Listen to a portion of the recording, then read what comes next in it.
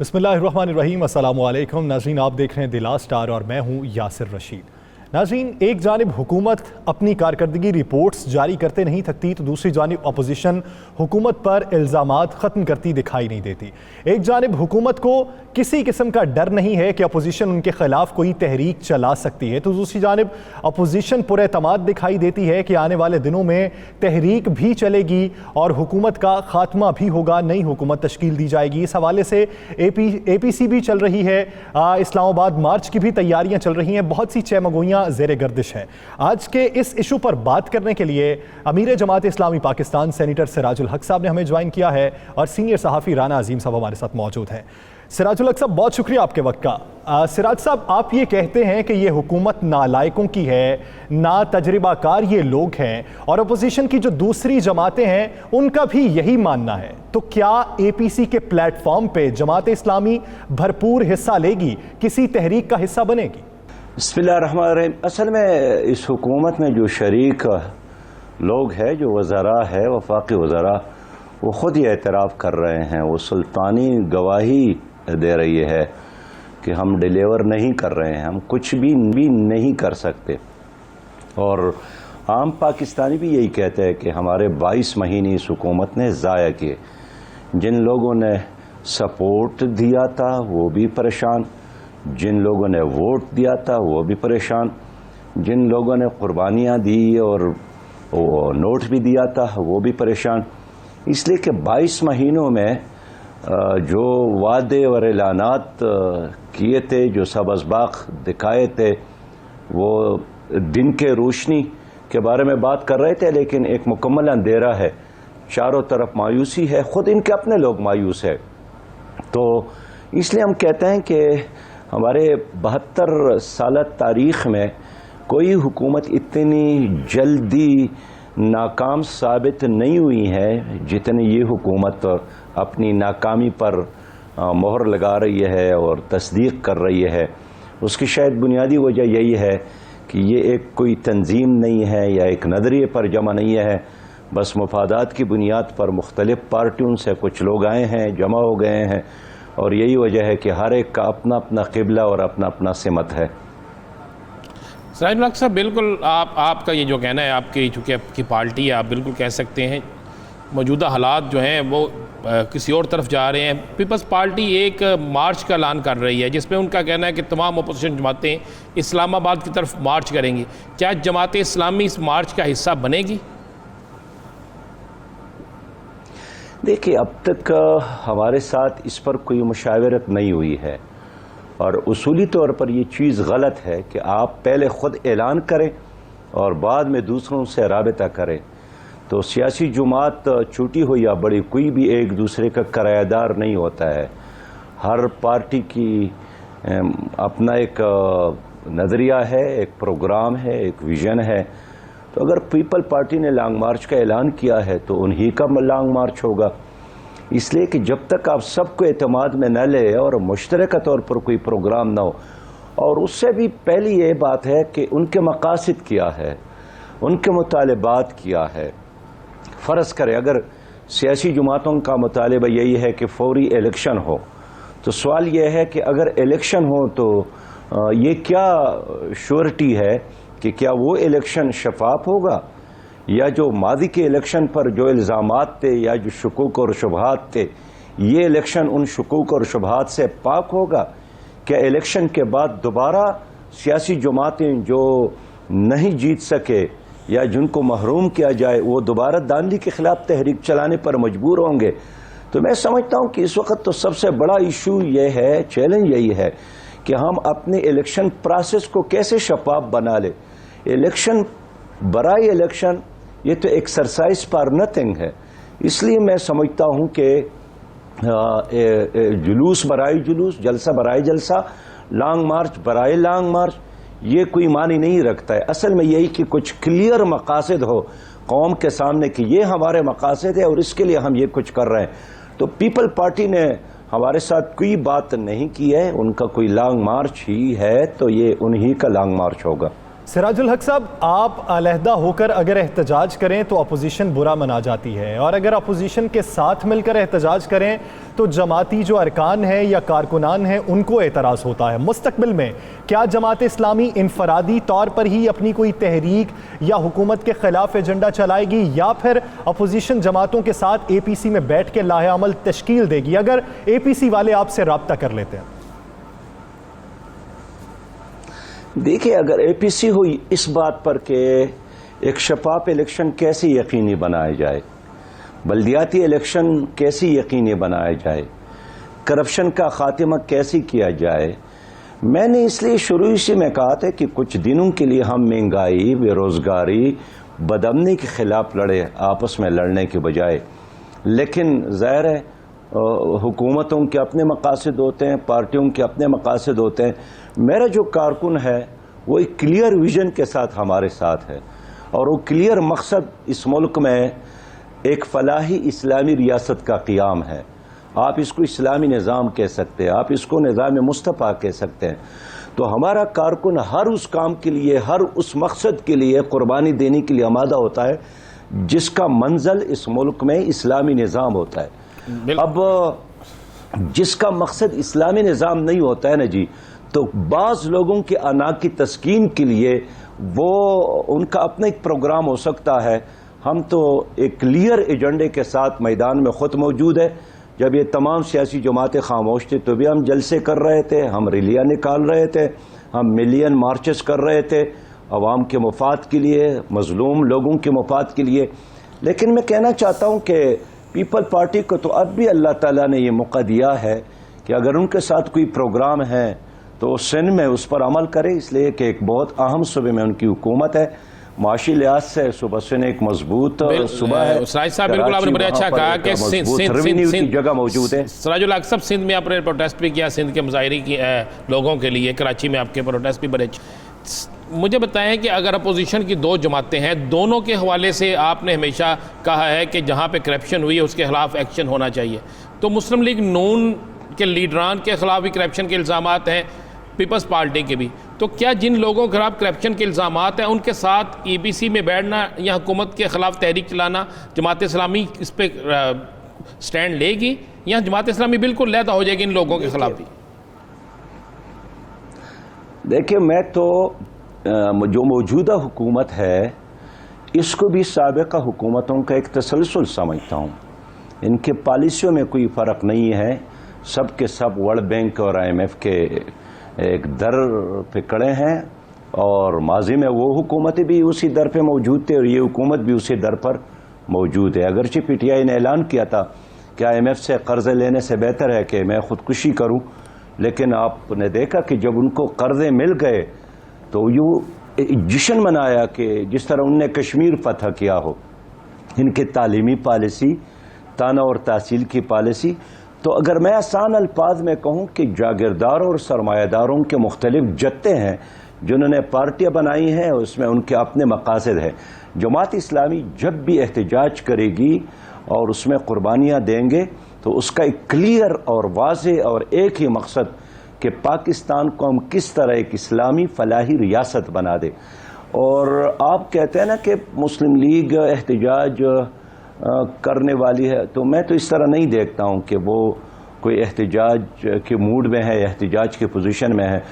اور people party کے بارے میں بھی میرا ابھی یہ خیال نہیں ہے کہ وہ اس موڈ میں ہے۔ ٹھیک ہے، اعلانات اور یہ جو اپنی جگہ پر پریس کانفرنسز اپنی جگہ پر، لیکن گزشتہ 22 مہینوں میں نے دیکھا پیپل پارٹی بھی یہی چاہتی ہے کہ سندھ میں ان کی حکومت بس محفوظ رہے اور کسی طریقے سے وہ اپنا ٹینیور پورا کرے۔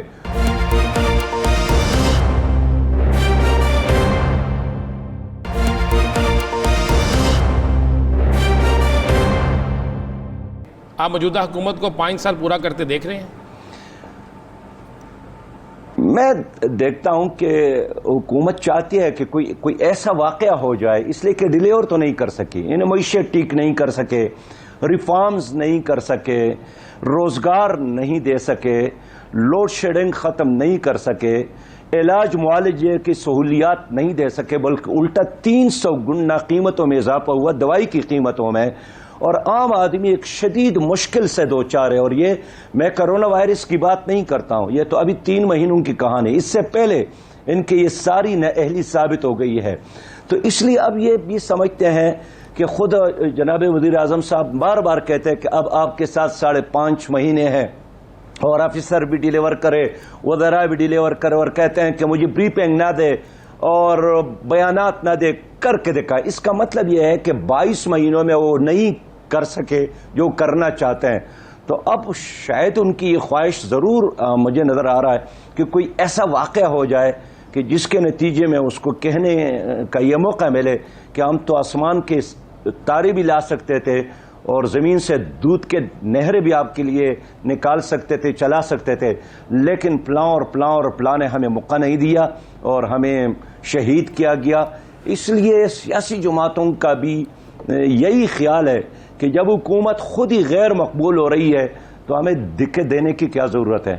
سراج الحق صاحب, اگر JUI فے APC کا اجلاس بلاتی ہے اور مولانا فضل الرحمان کی صدارت میں ہی ایک تحریک کا اعلان کر دیا جاتا ہے, اور وہ پوائنٹس وہی ہوتے ہیں جو مولانا فضل الرحمان کے کچھ عرصہ پہلے تھے کہ الیکشن شفاف نہیں ہوا, شفاف ہونا چاہیے, تو کیا آپ اس تحریک کا حصہ بنیں گے؟ میں کہنا چاہتا ہوں نا کہ مولانا فضل الرحمان صاحب نے پہلے بھی ایک دھرنا دیا تھا, اور اس میں بھی پیپل پارٹی نے ساتھ دیا تھا, مسلم لیگ نے بھی ساتھ دیا تھا, ہم نے ساتھ نہیں دیا تھا. اس لیے کہ ہم یہی چاہتے تھے کہ ہمارے تو ایک کلیئر ایجنڈا ہے, اور اس ملک میں اسلامی فلاحی نظام. تو جس تحریک میں پیپل پارٹی شامل ہو, مسلم لیگ شامل ہو, جس کو اللہ تعالیٰ نے ایک بار نہیں بار بار موقع دیا ہے, اگر وہ کچھ کرتے تو کر کے دکھاتے. اس لیے میں سمجھتا ہوں کہ عام لوگ کوئی بھی ایسے چیز پر آپ اعتماد نہیں کریں گے, اس لیے کہ لوگوں کے ذہنوں میں وہ ساری چیزیں ابھی زندہ ہے کہ پیپل پارٹی اور مسلم لیگ نے حکومت ہی کی ہے تو وہ کیا کر رہے تھے یہی کر رہے تھے نا کہ انہوں نے آپ کے کندھوں پر 31,000 بلین کا قرضہ رکھا ہے. اب دونوں سیاسی جماعتوں نے مل کر آپ پر 31,000 ارب کا قرض چڑھایا ہے, لیکن پی ٹی آئی نے آ کر اس میں 13,000 کا مزید اضافہ کیا, اور اس وقت ماشاءاللہ آپ اور میں اور پوری قوم یہ 43,000 ارب روپے مقروض ہے. تو ان کی معاشی پالیسی ایک, تعلیمی پالیسی ایک, سیاست کا ایک ہی انداز. اس لیے میں چاہتا ہوں اگر پیپلز پارٹی بھی نہیں, مسلم لیگ نون بھی نہیں, کرے برائے حقیقی تبدیلی. سراج الحق صاحب, اگر پیپلز پارٹی بھی نہیں, نون لیگ بھی نہیں, تحریک انصاف بھی نہیں, مولانا فضل الرحمان بھی حکومتوں کا حصہ رہے, تو کیا آئندہ آنے والے الیکشن میں جماعت اسلامی اکیلی پرواز کرے گی؟ نمبر 1. نمبر 2 بتا دیجیے گا, کیا آپ سمجھتے ہیں کہ میاں نواز شریف اور آصف علی زرداری پر مقدمات غلط ہیں؟ عام آدمی سمجھتے ہیں کہ یہ احتساب نہیں ہے. پیپل پارٹی کے لوگ, مسلم لیگ کے لوگ, آصف علی زرداری اور نواز شریف کے متعلق آپ کیا کہتے ہیں؟ کیا میری بات سن. دیکھیں, آصف علی زرداری بھی اور جناب نواز شریف صاحب بھی قانون سے بالاتر نہیں ہے. اگر انہوں نے غلط کام کیا ہے اس کو ضرور سزا ملنی چاہیے, لیکن اگر پی ٹی آئی کے اپنے لوگ بھی اسی جرم میں ملوث ہے تو ان کو بھی سزا ملنی چاہیے. میں انصاف چاہتا ہوں سب کے لیے, میں احتساب چاہتا ہوں, لیکن سب کا, اور سب سے پہلے سپریم کورٹ کے سامنے کھڑے ہو کر اپنے آپ کو احتساب کے لیے پیش کیا ہے. اس لیے میں ایک بار پھر کہوں گا کہ یہ نظام غلط ہے جس میں ہم یہ نعرہ لگا دیں کہ آپ کا چور مرد آباد اور میرا چور زندہ باد. چور سراج الحق صاحب, کسی بھی صرف پارٹی اتنا کہیے گا کہ پاکستان مسلم لیگ نون اور پاکستان پیپلز پارٹی جو یہ کلیم کرتی ہے کہ پاکستان تحریک انصاف نے جتنے بھی مقدمات بنوائے اپوزیشن رہنماؤں پر وہ انتقامی سیاست کی بنیاد پر بنوائے ہیں, آپ اس پر کیا رائے رکھتے ہیں؟ 436 افراد انوالو ہے پاناما لیکس میں, اور ایک بار بھی ان کو سمن نہیں کیا گیا, ان کو نہیں بلایا گیا, جن کے خلاف ہم نے 111 دن سپریم کورٹ جا کر کیس لڑا تھا. لیکن جس دن نواز شریف صاحب نے اہل قرار دیے گئے, اور وہ بھی پاناما لیکس کے مسئلے میں نہیں, وہ بھی دبئی میں ایک کمپنی کے حوالے سے جس میں ان کا بیٹا اور ان کے درمیان معاملہ تھا. تو اس کا مطلب ہے آپ کا یہی کہنا ہے کہ آصف علی زرداری اور میاں محمد نواز شریف جو ہے ان کے ساتھ انصاف نہیں ہو رہا؟ دیکھیے ان دونوں نے حکومت ہی کی ہے اور ایک نہیں بار بار حکومت ہی کی ہے. اس لیے ماضی میں جتنی غلطیاں ہیں, وہ ماضی میں جتنا کرپشن ہے, وہ آج کے حکمرانوں کے کندھوں پر تو ہم نہیں ڈال سکتے. ان تمام کیسز کا, ان اداروں کی تباہی اور بربادی کا اگر یہ دونوں ذمہ دار ہے, لیکن یہ بات ادھوری ہے, یہ نامکمل بات ہے اگر ہم ساتھ یہ نہ کہے کہ اس حکومت میں جو لوگ شامل ہیں, جو ماضی میں پیپل پارٹی میں تھے, جو ماضی میں مسلم لیگ میں تھے, جو ماضی میں پرویز مشرف کی کیبنٹ میں شامل تھے, وہ کیسے فرشتے بن گئے, وہ بھی تو انہی میں انوالو ہے. ہمارے سینٹ میں کچھ وزراء صاحبان تشریف لاتے ہیں, کبھی کبھار وہ کہتے ہیں کہ سابق حکومتوں نے یہی کیا, تو لوگ پھر اس کے سامنے یہی کہتے ہیں کہ سابق حکومت میں بھی تو آپ ہی وزیر تھے, تو پھر لاجواب ہو جاتے ہیں. اس لیے میں احتساب چاہتا ہوں اور سب کا چاہتا ہوں. یعنی یہ احتساب یک طرفہ نہیں ہونا چاہیے, اگر فائلیں کھلنی چاہیے تو سب کی کھلنی چاہیے اور سب کو ایک ہی صف میں کھڑا کیے. بہت شکریہ سراج الحق صاحب اس حوالے سے اپنا وقت دینے کے لیے. ناظرین دیگر ایشوز پر بات کریں گے ایک شارٹ بریک کے بعد.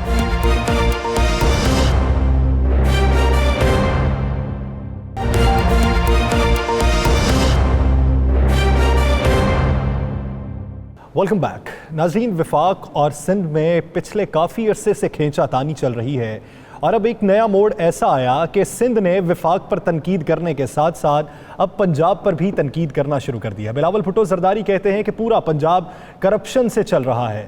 پورے پنجاب میں کرپشن جتنی ہو رہی ہے اتنی کبھی سندھ میں نہیں ہوئی اور پنجاب پر کسی کی نظر نہیں ہے کیونکہ وہاں پر اپنی حکومت ہے. کیا سندھ اور وفاق کی اس کھینچا تانی کے دوران پنجاب کی عوام بھی متاثر ہوگی؟ اور اسی ایشو پر بات کرنے کے لیے سینئر صحافی رانا عظیم صاحب ہمارے ساتھ موجود ہیں, وزیر توانائی سندھ امتیاز شیخ صاحب ہمارے ساتھ موجود ہیں اور وزیر توانائی پنجاب محمد اختر ملک صاحب نے ہمیں جوائن کیا. بہت شکریہ آپ تینوں صاحبان کا اس حوالے سے وقت دینے کے لیے. سب سے پہلے امتیاز شیخ صاحب آپ کی جانب آؤں گا. سب سے پہلے آغاز کر لیتے ہیں کورونا کے حوالے سے. بلاول بھٹو زرداری صاحب نے بیان دیا کہ کورونا سے لڑنے کا عزم اور تیاری صرف پاکستان پیپلز پارٹی کے پاس ہے, تو وہ جو حل ہے وہ موجودہ حل سے کتنا مختلف ہے؟ بسم اللہ الرحمن الرحیم. آپ کا بہت شکریہ. دیکھیں جی, جس طرح کہ آپ کو پتہ ہے کہ کورونا جب سے شروع ہوئی اور پہلا کیس جو ہے سندھ میں ظاہر ہوا یہ 26 فروری کو, اس کے بعد جس طریقے سے پاکستان پیپلز پارٹی کی حکومت اور چیف منسٹر مراد علی شاہ اور اس کی ٹیم نے جس طریقے سے اسے فائٹ آؤٹ کرنے کے لیے اسٹریٹجی بنائی, تو آپ نے دیکھا کہ تمام صوبوں سے وہ سبقت لے گئے اور صوبوں نے مطلب باقی صوبوں نے بھی ان کے مطلب فالو کرنا شروع کیا, ایون سینٹر نے بھی فالو کرنا شروع کیا. اور وہ اس وقت بالکل نئی صورتحال ہے, مطلب نہیں تھی اور جس وقت کس کو کچھ پتہ نہیں تھا. WHO بھی روز ایک نئی ایڈوائزری نکال رہا تھا, دنیا کے مختلف یونیورسٹیز میں ریسرچ شروع ہوئی اور روز ایک نئی اسٹوری نئی تھیوری آتی تھی جس پہ عمل کرنا ہوتا تھا یا ایڈوائز کی جاتی تھی. اس صورتحال مشکل صورتحال میں بھی پاکستان پیپلز پارٹی نے مطلب اپنا بھرپور کردار ادا کیا اور جنگ لڑی پوری, مطلب جو بھی ہوئی لاک ڈاؤنز کے حوالے سے سمجھ لیں اور احتیاطی تدابیر کے حوالے سے کر لیں, ہاسپٹلز کو بنانے کے حوالے سے کر لیں, کورونا کے جو آئسولیشن وارڈز تھے ان کے حوالے سے کر لیں, اور سب سے بڑا پھر آپ نے دیکھا کہ جو ایکچوئل گراؤنڈ پہ فائٹ آؤٹ کیا وہ جب ایران سے جب یہاں پاکستانی زائرین یہاں واپس پہنچے اور سکھر میں پاکستان کا سب سے بڑا آئسولیشن سینٹر قائم کیا گیا. اس وقت کسی کو اندازہ بھی نہیں تھا وزیر اعظم عمران خان صاحب کا یہ کہنا ہے کہ جب لاک ڈاؤن کو ہم ایز کرنے کی طرف جا رہے تھے تب بھی سندھ نے مخالفت کی تھی.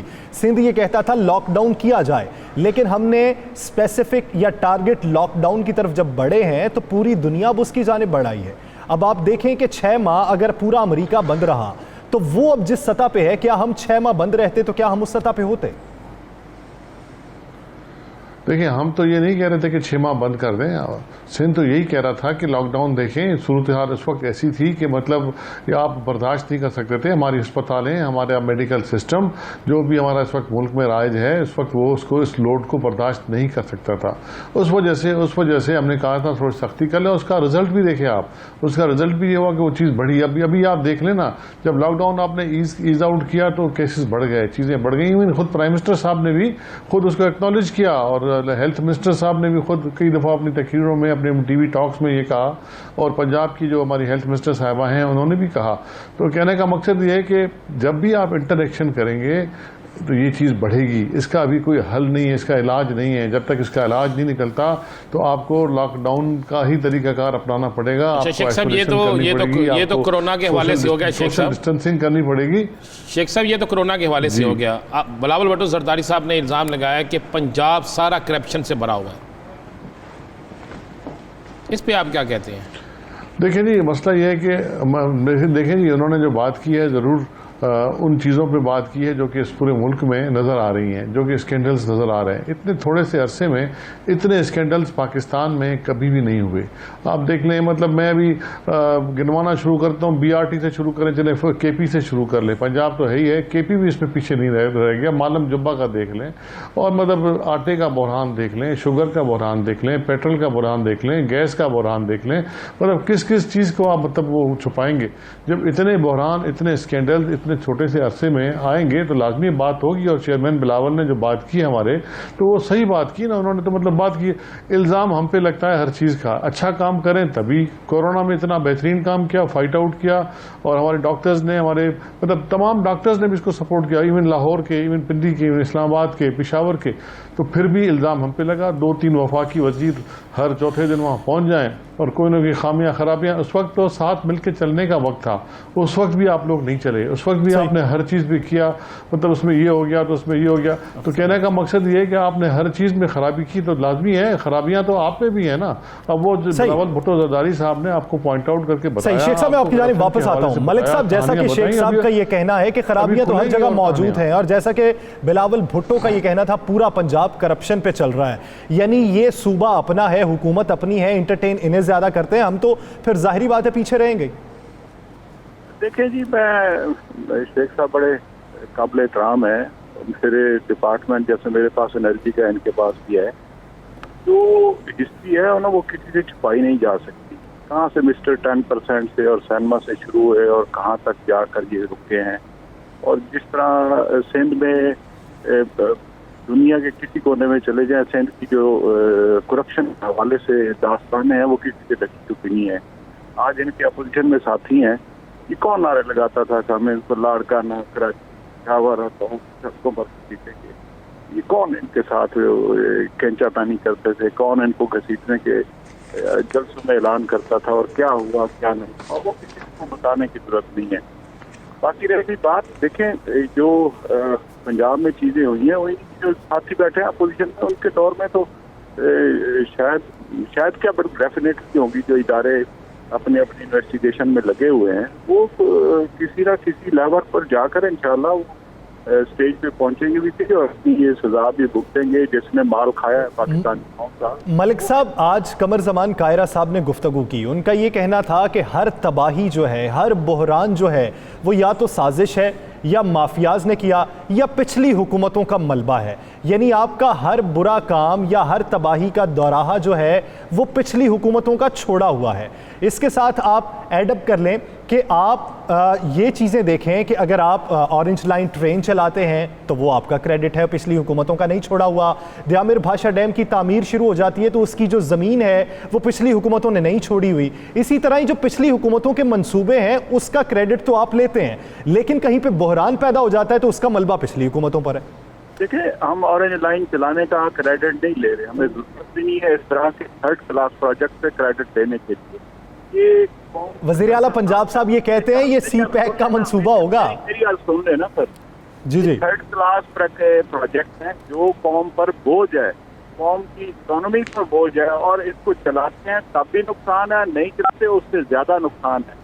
ہم تو ان کے جو کارنامے ہیں ان پہ پانی ڈالنے کی کوشش کر رہے ہیں کہ ان کو ان کی سزا تو ملنی ہے، انشاءاللہ تاریخ لکھے گی. ملک صاحب، عوام کو ریلیف مل سکتا ہے، اور ساتھ ہی ساتھ یہ بھی کہ کے الیکٹرک کی طرف سے کیا عوام کو ریلیف ملے گا؟ کیونکہ کے الیکٹرک کے خلاف ریسپونڈ کرنے کا موقع دیں. جی آپ ہی کی طرف آ رہا ہوں. ایک میری عرض ہے کہ دیکھیں کے الیکٹرک کا معاہدہ کنہوں نے کیا تھا؟ ہمارے دور میں نہیں ہوا. اچھا، کے الیکٹرک کو چھوڑیں، آپ نے جو سسٹم انہوں نے اس کی ری ویمپنگ کرنی تھی، آپ کے گریڈ اسٹیشن، آپ کی ٹرانسمیشن لائن ہے، انہوں نے کیا کیا اس چیز میں؟ انہوں نے کوئی اس میں اپ گریڈیشن کے لیے گریڈوں کی مینٹیننس کے لیے کچھ نہیں کیا. یہ تو صرف اور صرف آئے تھے جو نظر آنے والے پروجیکٹ تھے جس کو عوام کو فائدہ نہیں تھا. میٹرو میں دیکھیں, پنجاب میں ہماری میٹرو ہے, اس کا 11 سے 12 ارب روپے سالانہ اس کی سبسڈی جاتی ہے. اب جو یہ اورنج چین بنائی ہے, اگر 30 روپے ٹکٹ کا ان کو وہ سبسڈی دیں تو 11-12 ارب روپے سال کی سبسڈی جاتی ہے. ان کے تو پروجیکٹ ایسے سیلف سسٹینیبل تھے ہی نہیں. انہوں نے اپنے کمیشن کھڑے کیے ہیں اور اپنا ایک طرف چلتے بنے ہیں. دیکھیں, آج جب نواز شریف کی حکومت گئی ہے, پٹرول 110 روپے پہ تھا. نو ڈاؤٹ اس میں جو انفلیشن ہوئی ہے یا جو ان کے پیسے کی ڈی ویلیویشن ہوئی ہے وہ بھی انہوں نے آرٹیفیشلی مینیج کی کہ اب بالکل جو چیزیں ہیں عوام کے سامنے ہم نے صحیح عوام کے سامنے رکھ کے, اور ریلیف ملنے کا اب ٹائم ہے. ہماری 23% ان کی جو ریکوری تھی ایف بی آر کی وہ پچھلے سالوں سے بہتر تھی اس دفعہ, لیکن بدقسمتی سے کرونا آ گیا, پوری دنیا میں اس کا امپیکٹ آیا, تو پاکستان بھی اس کا حصہ ہے. اب یہ کراچی صحیح. امتیاز شیخ صاحب جی امتیاز شیخ صاحب, کہ الیکٹرک کے حوالے سے پاکستان پیپلز پارٹی بھی وہی احتجاج کر رہی ہے, وفاقی حکومت بھی کر رہی ہے, دیگر اپوزیشن جماعتیں بھی کر رہی ہیں. حل کیا نکلے گا؟ دیکھیں جی, سب سے پہلے جو ملک صاحب نے بات کی کرپشن کی اور 10% کی, تو میں ان سے یہ گزارش کرتا ہوں کہ جی یہ باتیں کرنے سے تو پھر صرف باتیں ہی ہوتی ہیں نا. کوئی اتنے سالوں میں آپ نے آصف علی زرداری صاحب کو جیل میں رکھا تو کوئی ایک کیس بھی ثابت کر پائے؟ آپ نے ایک کیس بھی ثابت نہیں کر پائے. صرف کہنے سے کچھ نہیں ہوتا, تو اس لیے پھر ہم بھی کہہ رہے ہیں کہ جی ادھر کرپشن ہے پورے پاکستان میں, تو مطلب ہم ثابت کریں گے نا, جب وقت آئے گا تو ثابت بھی کریں گے اس کو. لیکن آپ لوگوں نے کوئی ثابت ابھی تک تو کچھ نہیں کیا. کسی بھی آدمی کو آپ نے, جن کو بھی آپ نے پولیٹیکل وکٹمائز کرنے کے لیے استعمال کیے ادارے, نیب اور باقی جگہ, آپ نے ثابت کہیں بھی نہیں کیا. زرداری صاحب جیل کاٹ کے آئے 8 سال 10 سال, تو لیکن ان کے خلاف کوئی ایک کیس بھی ثابت نہیں ہو سکا. نمبر 2, آپ نے پروجیکٹس کی بات کی. پروجیکٹس تو آپ لوگوں سے چلتے ہی نہیں ہیں. آپ نے ڈپارٹمنٹوں کو, چلتے ڈپارٹمنٹوں کو بٹھا دیا. آپ نے اکانومی جو ہے, جی ڈی پی جو ہے مائنس میں کر دی. پاکستان کی تاریخ 70 سال تاریخ میں یہ فرسٹ ٹائم ہے کہ مائنس گروتھ میں ہم جا رہے ہیں. اور اس میں الزام صرف کووڈ پہ نہیں ہو سکتا, کورونا پہ نہیں ہو سکتا. یہ تین مہینے سے یہ آپ کی پرانی کارکردگی جو 2 سال سے آپ کرتے آ رہے ہیں اس کی وجہ سے پوری اکانومی بٹھا دیا آپ نے. آپ نے آج گئے ہیں دیامیر بھاشا ڈیم کی بات کی آپ نے, تو آپ کو میں آپ کی اطلاع کے لیے عرض کر دوں, میں آپ کو, مجھے پتا ہوتا تو آج ڈسکشن ہے, میں آپ کو فوٹو بھی دکھاتا. اس کا جنرل پرویز مشرف اس کا افتتاح بھی کر چکے ہیں, گراؤنڈ بریکنگ بھی کر چکے ہیں. میں اس میں خود اس ڈیلیگیشن میں تھا جب یہ اس کا افتتاح ہو رہا تھا. آج آپ نے اسی ڈیم کو دوبارہ سے افتتاح کر دیا. اس سے پہلے شاید کوئی اور پرائم منسٹر صاحب بھی وہاں گئے تھے اس کو افتتاح کرنے کے لیے. تو میرا مطلب ہے کہ آپ انہی پرانے پروجیکٹوں کو, جو کہ مطلب اور کوئی پچھلی حکومتوں نے, جس کو آپ صبح سے شام تک برا بھلا کہتے ہیں, انہی لوگوں کے چلائے ہوئے پروجیکٹس, اسٹیبلشڈ پروجیکٹس کو آپ تک افتتاح کر کے اس کا کریڈٹ لینے کی کوشش کرتے ہیں. آپ کے وزیر اعلیٰ کہتے ہیں کہ وہ جو اورنج لائن ہے بہت بہترین ہے, وہ مطلب سی پیک کا ایسا بنے گا. ان کے وزیر صاحب جو ہیں اس کی مخالفت کر رہے ہیں. مطلب ہمیں سمجھ میں نہیں آ رہا چیزیں اس طرح کس طرح چلیں گی. آپ نے مطلب جو بات کی کراچی الیکٹرک کی طرف میں آتا ہوں. کراچی الیکٹرک میں جناب 26% فیڈرل گورنمنٹ کا حصہ ہے. ان کے ڈائریکٹرز وہاں بیٹھتے ہیں, اور یہ 2005 میں یہ پرائیویٹائز ہوا تھا, اور الماہی گروپ تھا سعودی عرب کا, اس کو ملا تھا. اس کے بعد پھر 2009 میں یہ ابراج گروپ نے لیا, اور آپ یقین رکھیں ابراج گروپ کے خلاف کوئی کارروائی نہیں ہوگی. 26% آپ مالک ہیں نا, تو پرائم منسٹر آف پاکستان ہے, آپ کارروائی کریں نا, کیوں نہیں کرتے؟ ابھی تو مطلب لوگوں کو اتنا تنگ کیا ہوا ہے, لوگوں کو مطلب اتنی پریشانی ہے, لوگوں کو مطلب آپ کہتے ہیں نا کام نہیں ہوا, تو بھئی آپ کا کام تھا, دیکھتے نا آپ بھی تو دیکھتے, آپ نے بھی تو نہیں دیکھا 2 سال تک. اور آپ نے مطلب الٹا فرنس آئل بند کر دیا, بین لگا دیا, اور فرنس آئل آپ کو اتنا بھی اندازہ نہیں تھا. یعنی آپ کے نزدیک کہ الیکٹرک کا حل کچھ نہیں نکلے گا, وفاقی حکومت اس پر نوٹس نہیں لے گی, کراچی والوں کو صبر ہی برداشت کرنا پڑے گا, کیا نکلے گا؟ یہ نکلے گا, اس کا حل نکلے گا. یہ بیٹھیں پروونشل گورنمنٹ جو سب سے بڑی سٹیک ہولڈر ہے اس کو بٹھائیں, خود بیٹھیں, نیپرا بیٹھے, اور کراچی الیکٹرک کو بٹھائیں. کیونکہ دیکھیں اگر پرائم منسٹر صاحب سنجیدہ ہوتے اس معاملے میں، جب وہ انہوں نے کمیٹی بنائی تھی تو وزیر اعلیٰ کو اس پہ رکھتے، پروونشل گورنمنٹ کو اس کو آن بورڈ لیتے، ساتھ یعنی کہ الیکٹرک کا حل صرف ایک طریقے سے ہی نکل سکتا ہے کہ سندھ گورنمنٹ کو آن بورڈ لیا جائے اور تب کے الیکٹرک کے ساتھ اسٹیک ہولڈرز بیٹھ کے لانگ ٹرم، میڈیم ٹرم اور شارٹ ٹرم اس کے جو سولوشنز ہیں، ایشوز ہیں، ان کو سالو کریں تینوں اسٹریٹجیز کے ساتھ، اور بیٹھ کے اس کا مسئلے کا حل نکالیں کہ کیا کرنا ہے اور کس حکومت نے، صوبائی نے یا مرکزی نے کیا ایکشن لینا ہے، کراچی الیکٹرک نے کیا کرنا تھا، کیا کیا ہے، معاہدہ نکالیں اس کا، اور اس کے بعد مطلب اس پہ آپ فردر دیکھیں، آگے دیکھیں نا جی، موو فارورڈ کریں۔ آپ مطلب پرانی چیزوں کو لے کے بیٹھ جاتے ہیں جس کا کچھ بھی نہیں ہونا۔ میں یہ کہتا ہوں کہ لوگوں کو بہت تکلیف ہے، پورے صوبے سندھ میں لوگوں کو سزا دی جا رہی ہے لوڈ شیڈنگ کی، کراچی الیکٹرک ہو، ہیسکو ہو، سیپکو ہو، 18 گھنٹے کی لوڈ شیڈنگ ہے، اور مطلب یہ کچھ نہیں کر پاتے، کبھی یعنی کچھ عرصے کے لیے پرانے قصوں پر بات نہیں ہونی چاہیے، موجودہ صورتحال اور موجودہ ایشوز پر ٹیبل پر بیٹھ کر بات ہونی چاہیے، تمام سٹیک ہولڈرز اسی ٹیبل پر بیٹھے ہوں تبھی مسائل حل ہو سکتے ہیں۔ بہت شکریہ امتیاز شیخ اختر ملک صاحب اس حوالے سے اپنا وقت دینے کے لیے۔ ناظرین، دیگر ایشوز پر بات ایک شارٹ بریک کے بعد۔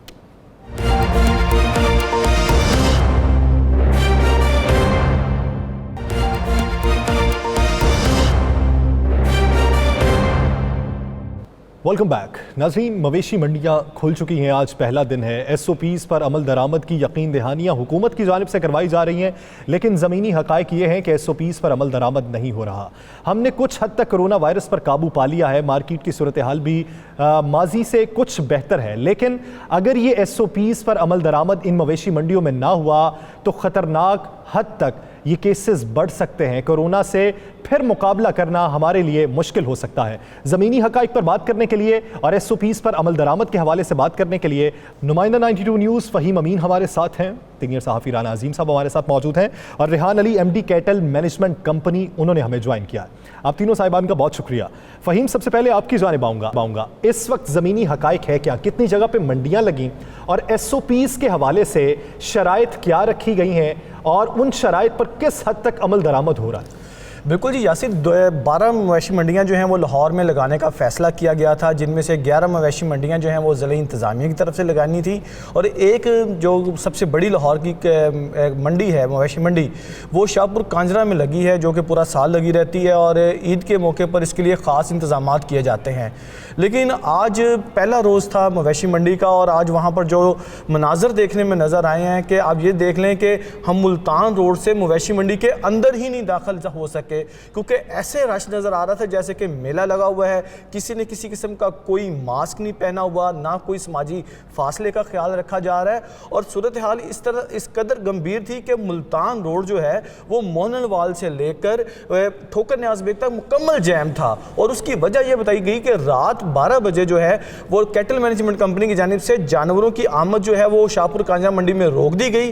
جو پورے پنجاب سے لوگ جانور لے کر آئے تھے، انہوں نے اپنے جانور ملتان روڈ پر ہی کھڑے کر لیے، اور وہاں پر پھر جو ادھم مچا، جو وہاں پہ ٹریفک بلاک ہوئی، یہاں کے سی ٹی او جو لاہور ہیں ٹریفک کے، وہ بھی موقع پر پہنچ کر آ کر ٹریفک کو کلیئر کرواتے نظر آئے۔ تو اس طرح کی صورتحال تھی کہ نہ تو کیٹل مینجمنٹ کمپنی کے لوگ ہمیں منڈی کے داخلی راستے پر نظر آئے، نہ ان کا کوئی انتظام نظر آیا، اور جو ایس او پیز کی بات کی جا رہی تھی، بار بار کہا جا رہا تھا کہ ان کے اوپر عمل درآمد کروایا جائے گا، وہ ایس او پیز تو ہمیں کہیں پر کسی قسم کے کوئی نظر ہی نہیں آئے۔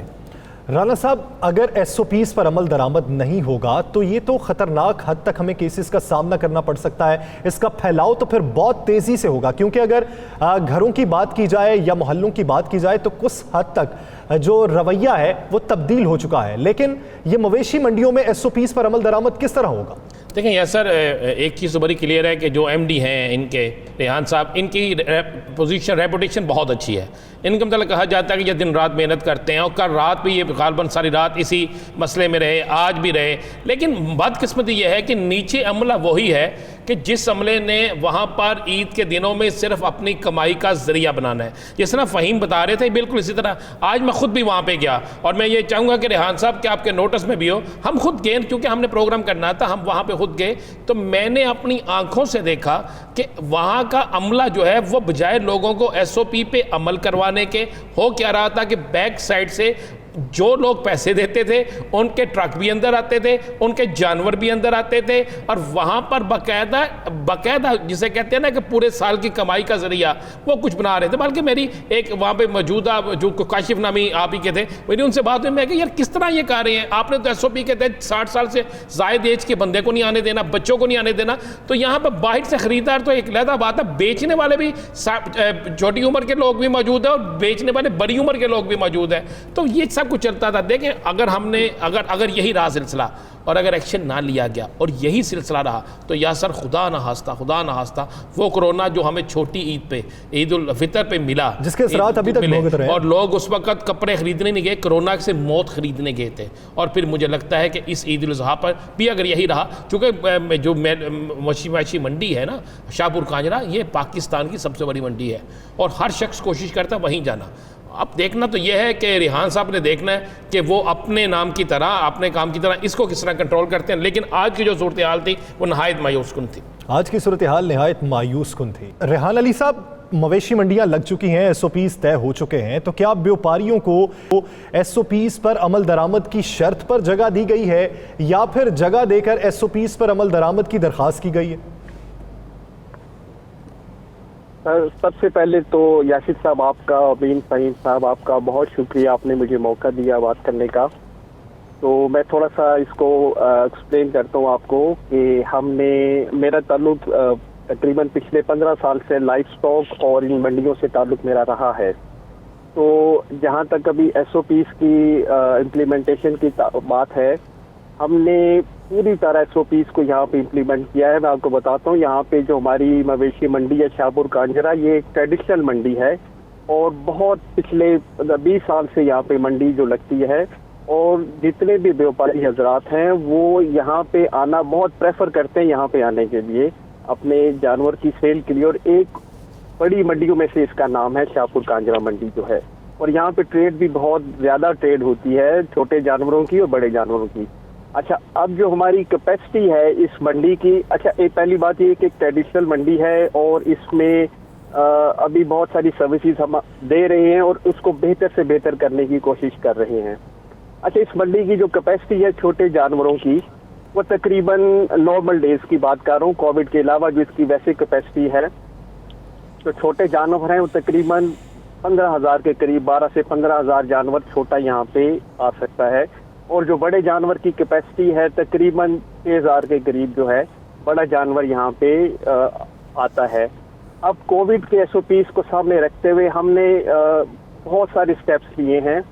ہم نے وہاں پہ انسٹرکشنز لکھ کے لگائی ہیں. ہم نے وہاں پہ بچے اور بوڑھوں کو بالکل سختی سے منع کیا ہے کہ وہ منڈی میں وزٹ نہ کریں اور صرف ینگ جو لوگ ہیں وہ منڈی میں آئے اور ٹریڈ کریں. اچھا, اب کووڈ کو ریحان صاحب بالکل درست آپ نے کہا, ریحان صاحب آپ نے درست کہا, رانا عظیم بول رہا ہوں, بالکل درست آپ نے کہا. جو آپ نے یہ سارے ایس او پی بنائے ہیں, یہ ہمارے ٹی وی پہ فوٹیج چل رہی ہے, اگر آپ کو نظر آ رہی ہو آپ دیکھیں. مجھے اس میں کسی ایک وپاری کے منہ پہ ماسک دکھا دیں, کسی ایک گاہک کے منہ پہ ماسک دکھا دیں, اور کسی ایک جگہ آپ اپنی ڈپارٹمنٹ کا شخص دکھا دیں جو انہیں سمجھا رہا ہوں. سر میں بھی بتاتا ہوں, ہم یہاں پہ ہم نے اتنی اسٹرکٹلی, میں آپ کو اپنے بھی ہم نے کچھ کلپس اپنے سارے جو وہاں پہ انسٹرکشنز بھی ہیں, یہ بیوپاری حضرات اپنی جیبوں میں, ہم نے انٹری کے وقت بالکل وہاں پہ ہمارا اسٹال لگا ہوا ہے, وہاں پہ ہم فری ماسک بھی دے رہے ہیں, وہاں پہ گلوز بھی اویلیبل ہیں, اسٹال باقاعدہ لگا ہوا ہے. ایون کے اندر جتنے کھوکھے شاپس ہیں انہوں نے بھی ماسک رکھے ہوئے ہیں کہ ان کے پاس جو بندہ آئے گا وہ اگر اس نے ماسک نہیں لیا ہوا تو اس کو ماسک دیتے ہیں. اچھا, مسئلہ یہ ہے یہ فوٹیج ضرور دیکھیے گا, آپ سے ریکویسٹ ہے. اس میں تو آپ کے اپنے بندوں انہوں نے ماسک نہیں پہنے ہوئے جو اسٹال پہ بیٹھے ہیں, یہ فوٹیج ضرور دیکھیے. ایسا میں نے, ہمارے اپنے بندے بھی, مجھے معلوم ہے, میں کل منڈی میں تھا, کل رات کو بھی منڈی میں تھا. اب نہیں, آپ تھے, آج کی بات کر رہے ہیں ہم. آپ تھے, اس میں کوئی شک نہیں, پوری رات آپ کرتے رہے ہیں. میں اس پہ خود کہتا ہوں کہ آپ نے بہت محنت کی ہے, لیکن ذرا آپ فوٹیج میں اپنے سٹاف کو ضرور دیکھیے گا. اچھا سر, میری گزارش یہ سن لیجئے, یہ بیوپاری حضرات اصل میں دیہاتوں سے گاؤں, ان کی جیبوں میں ماسک پڑے ہوئے ہیں. ہماری اتنی اسٹرکٹ امپلیمنٹیشن ہے کہ ان کے پاس ماسک ہیں. آپ دیکھیے گا, انہوں نے جیب میں رکھ لیتے ہیں.